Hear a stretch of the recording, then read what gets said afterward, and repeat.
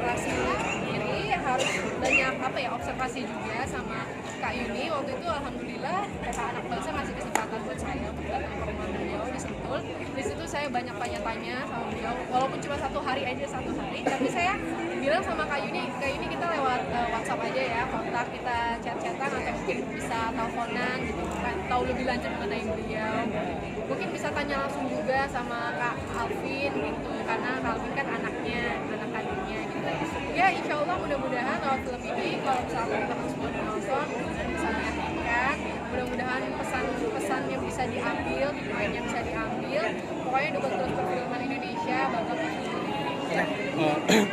istilahnya orang juga tahu kalau Bu Yuni adalah sosok yang sangat muslimah. Iya betul.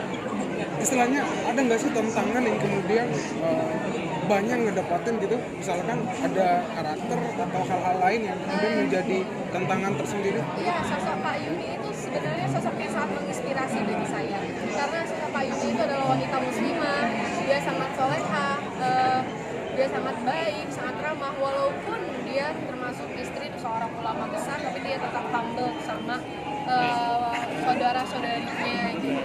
Dan saya pun banyak belajar tentang kehidupan sama beliau, banyak pelajaran-pelajaran dan amanah-amanah yang saya dapatkan ketika saya memerankan beliau, ketika saya datang ketemu langsung sama beliau. Beliau itu adalah sosok wanita yang selalu berpikir positif dalam setiap hal, selalu berpikir baik terhadap takdir Allah, sehingga rumah tangga yang beliau ciptakan itu adalah rumah tangga yang harmonis, rumah tangga surga ibaratnya. Itu saya sangat kagum sekali dengan beliau. Oke Mbak, dalam adegan di film itu sendiri, apa sih yang kemudian menjadi hal yang cukup berat bagi Mbak? Oke, hal yang paling cukup berat adalah ketika saya beradu adegan dengan Alvin, tapi Alvin punya semacam komitmen bahwa dia tidak boleh bersentuhan dengan yang bukan mahramnya. Sementara di sini kita berperan sebagai suami istri. Lantas bagaimana caranya itu loh? Ya itu dia, harus memperbanyak chemistry harus lebih diperdalam lagi. Mungkin lebih dari tatapan matanya, mungkin perhatiannya, panggilannya. Kalau Kak Yuni dengan almarhum Ustadz kan kalau sudah suami istri manggilnya Kak sama Dek.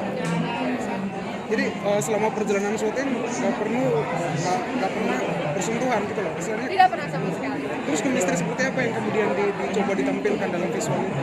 Chemistry di sini ya, chemistry bahwa kita memang terlihat seperti suami istri. Dari Mbak sendiri kira-kira ada hal yang kemudian terinspirasi dari sosok Bu Yuni sendiri nggak sih? Misalkan hal-hal khusus gitu? Oh iya, Kak Yuni itu adalah sosok yang tegar. Beliau tidak mudah menangis karena memang hati dan pikiran beliau itu selalu selaras, selalu berpikir positif. Ya, beliau bilang kalau misalkan hati kita positif, pikiran kita positif dalam setiap hal, insya Allah mungkin Allah juga akan positif terhadap kita. Insya Allah banyak hal-hal yang terjadi di sekitar kita itu positif gitu, tanpa kita sadari. Ada masukan atau saran ketika mungkin dari Bu Yuni ketika ngelihat adegan itu?